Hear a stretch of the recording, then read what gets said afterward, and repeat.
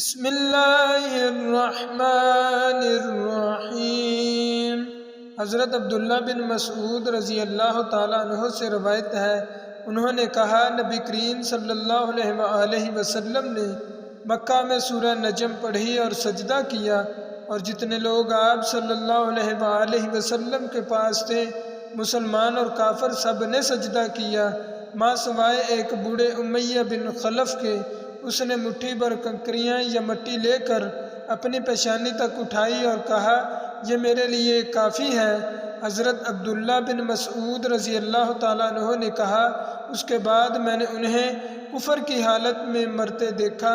حضرت ابو ہریرہ رضی اللہ تعالیٰ عنہ سے روایت ہے کہ انہوں نے کہا نبی کریم صلی اللہ علیہ وآلہ وسلم جمعہ کے دن فجر کی نماز میں الم تنزیل السجدہ اور حل اتی علی الانسان پڑھا کرتے۔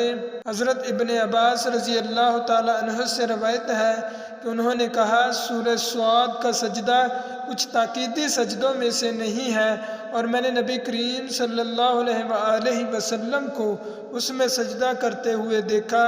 حضرت ابن عباس رضی اللہ تعالیٰ عنہ سے روایت ہے کہ نبی کریم صلی اللہ علیہ وآلہ وسلم نے سورہ نجم میں سجدہ کیا، اور آپ صلی اللہ علیہ وآلہ وسلم کے ساتھ مسلمان اور مشرک اور جن اور آدمی سب نے سجدہ کیا۔